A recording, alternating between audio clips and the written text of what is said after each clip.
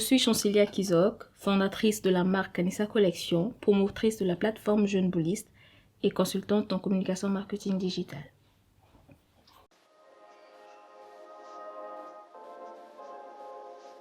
Alors Kanissa Collection, c'est une marque de streetwear basée au Congo, mais créée ici à Paris. C'est né d'une frustration que j'ai eue il y a 2 ans à l'aéroport parce que je n'avais pas d'endroit pour aller acheter des souvenirs pour amener à Paris. Et j'ai dit s'il y avait un besoin, je pouvais trouver la solution et voilà pourquoi j'ai créé Kanissa Collection. C'est une marque de souvenirs made in Congo.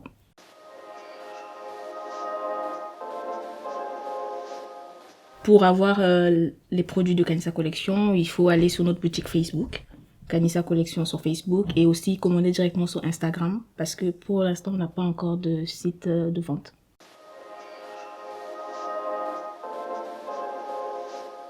Kanissa Collection a des produits t-shirts, pulls oversize, les pulls sans capuche, les porte-clés, les tote bags et aussi on veut se lancer dans des tableaux.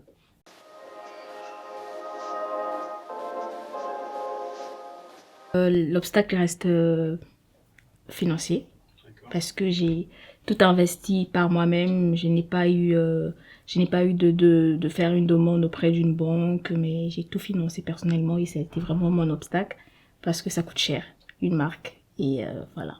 Mais bon, on l'a surmonté, il n'y a pas d'obstacle. Les designs, je le fais moi-même.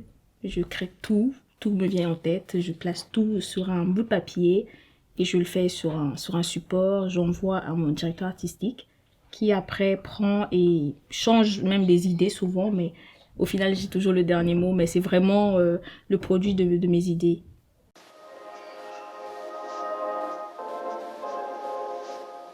La leçon par rapport à la création de cette marque, c'est la persévérance. Et il faut être têtu souvent dans la vie parce qu'il y a des obstacles qui peuvent te ramollir, mais il faut être têtu et avancer, ne pas baisser les bras, être très très persévérant parce que c'est une jungle, hein, le e-commerce. Donc voilà.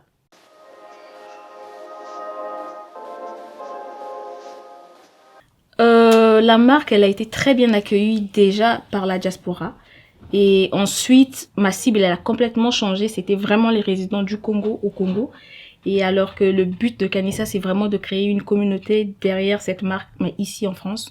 Elle a été bien accueillie par le public et on a collaboré effectivement avec des célébrités, des sportifs. Tout le monde se sentait vraiment congolais parce que Kanissa, c'est vraiment une identité en fait. C'est une identité culturelle et tout le monde aime bien porter Kanissa.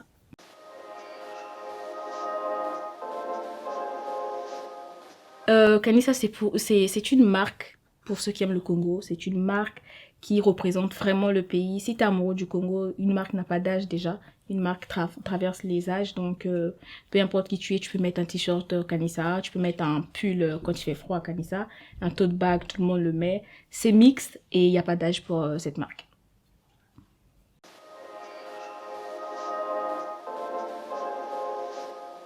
Le but déjà, on espère avoir un shop à Brazza.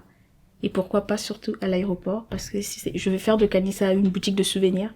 Et le but c'est aussi de créer d'autres petites marques derrière. Mais l'objectif que en tout cas, c'est de faire de cette marque une identité culturelle du Congo. Lorsqu'on parlera du Congo, on parlera de Kanissa tout simplement.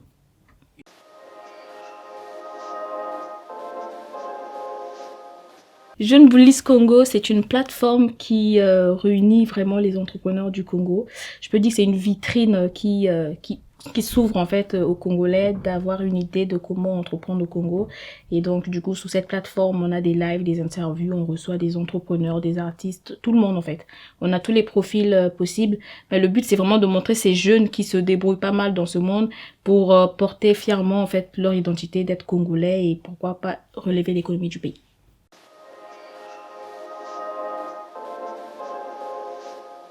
Format live parce que Jeune Bouliste est né sur Instagram.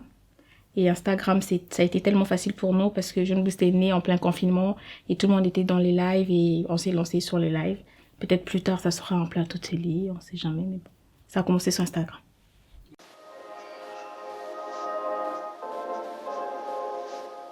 Mbouli, c'est un débrouillard. Mbouli, c'est un lève-tôt couche-tard. C'est quelqu'un qui se cherche, qui n'attend pas en fait que ça tombe du ciel parce que c'est Dieu qui donne, mais ça tombe jamais du ciel, il faut aller chercher la chose.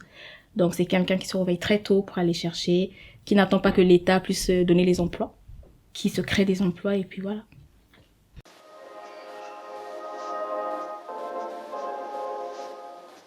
Ils ont tous été surprenants.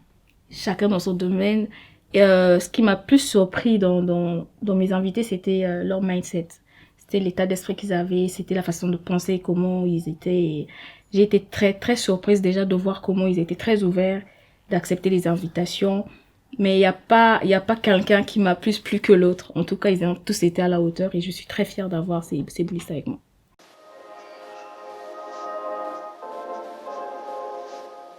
Chacun son domaine, et je peux te dire que dans tout ce qui est streetwear, c'est Addict Code qui m'a marqué. Mais dans le tourisme, c'est Kiki Lawanda qui m'a marqué.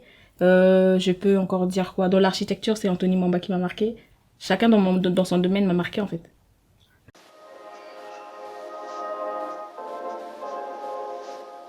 Le 14 avril.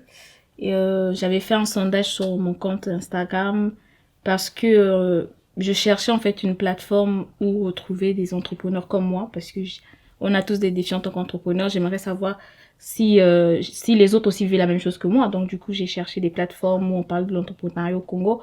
Malheureusement pour moi, je tombais sur des plateformes de la RDC, les plateformes des autres pays, hein, mais Congo Brazza il y avait pas. Donc du coup, j'ai fait un petit sondage sur Instagram. Est-ce que ça vous intéresserait que je puisse inviter un entrepreneur pour qu'on discute un peu, savoir comment ça se passe? Et c'était impressionnant de voir le nombre de retours que j'avais. Et c'est le lendemain directement j'ai lancé le premier live et je recevais des invitations, j'envoyais des invitations, mais je reçois plus des invitations que j'envoie en fait. Et c'est là que tu sens qu'il y avait ce besoin-là. Il y a beaucoup de porteurs de projets qui cherchent une plateforme pour s'identifier à eux et bah, Jeune Boulet, c'est ça en fait.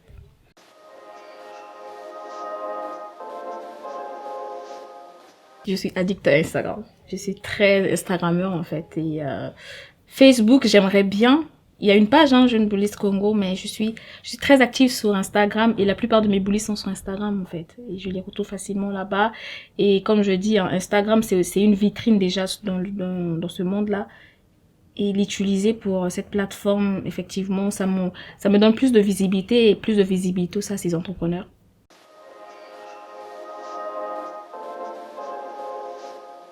Quelle est la prochaine étape de Jeune Bouliste? Alors, Jeune Bouliste, déjà, à derrière elle, donc la plateforme, une personne qui a des boules, hein, qui fusionne, qui cherche un peu partout. La prochaine étape, je pourrais pas vous dire concrètement ça serait quoi, mais ce qui est sûr, c'est qu'on a on a beaucoup de choses qu'on aimerait faire. Pas qu'on a prévu de faire, mais qu'on aimerait faire, mais on essaie de voir si ça va donner, ça va pas donner. Est-ce qu'on doit faire des émissions? Est-ce qu'on doit faire des lives sur YouTube aussi, une chaîne YouTube pour des conseils, est-ce qu'on doit faire des séminaires, est-ce qu'on peut pas faire un salon des boulistes au Congo parce que c'est le plus grand rêve de jeunes boulistes aussi aujourd'hui, d'avoir ce salon chaque année au Congo Brazza, le salon des boulistes, qui va rassembler les entrepreneurs, les porteurs de projets et pourquoi pas le ministère des petites et moyennes entreprises.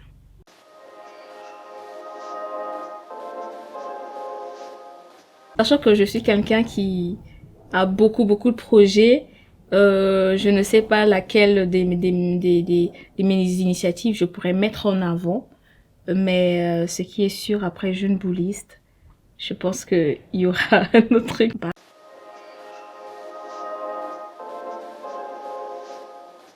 C'est une question d'organisation déjà.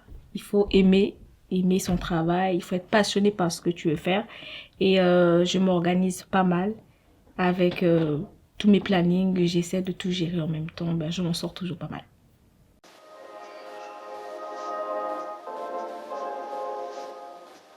Pourquoi avoir cette identité congolaise dans tout ce que j'entreprends? Tout simplement parce que c'est mon identité personnelle déjà. Je suis congolaise et je suis fière d'où je viens. Je suis fière de ce que représente le Congo aujourd'hui. Et c'est une façon pour moi aussi de pouvoir élever mon pays partout où je suis. Et aussi, j'aimerais aider ceux qui n'arrivent pas à reconnaître leur identité, ceux qui ont du mal à reconnaître leur identité, d'accepter que oui, on est congolais, qu'on le veuille ou pas, que ça marche ou pas, on reste congolais et c'est à nous de faire la différence tout simplement, parce que j'aime mon pays.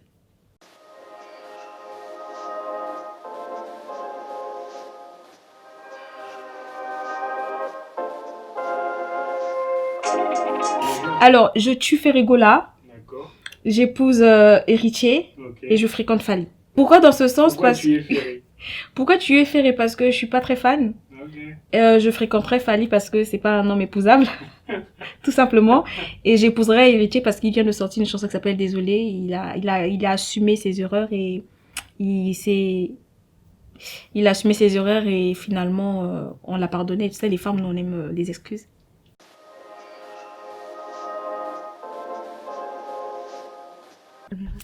La plus grande qualité, c'est le mindset, la personnalité. En 5 minutes, je peux savoir qui il est au final, tant pour moi. Parce que oui, c'est le plus important parce qu'après, les autres, c'est des détails. C'est vrai qu'il y a des critères, par exemple, il doit être très grand. Et voilà, mais c'est le mindset qui doit être... c'est sa personnalité. Dès que la personne en face de moi, 5 minutes de causerie, je saurai avec à qui je vais faire, en fait.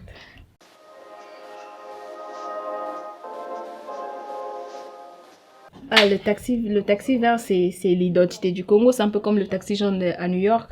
C'est vraiment l'identité du Congo. On n'a pas de tour Eiffel, mais on a notre taxi vert et emprunter ce taxi-là, c'est quelque chose. Parce que au départ, prendre un taxi au Congo, c'est un peu comme si tu étais un peu plus riche que les autres. C'est symbolique, en fait. Et j'aime bien. J'aime bien cette couleur.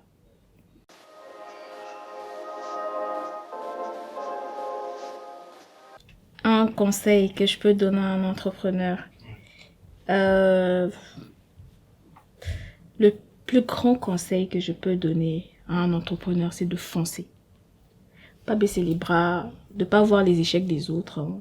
Ne pas se dire, on a déjà lancé tel projet, je peux plus lancer ce projet. Lance ton projet. Chacun doit voir son business plan. Chacun de vous a sa stratégie. On peut tous être sur le même marché. Et puis, tu dépasses les autres. La concurrence, c'est bien, ça booste. Donc, n'aie pas peur de la concurrence. Fonce. Si c'était le cas, H&M ne devait pas concurrencer Zara. Continue, n'avance pas. Pas que n'avance pas, n'abandonne pas tes rêves, crois en tes rêves, même s'il y a pas grand chose encore pour l'instant. Continue à rédiger tous tes rêves sur un bout de papier. Demain, tu vas les lire et tu vas présenter ça à quelqu'un.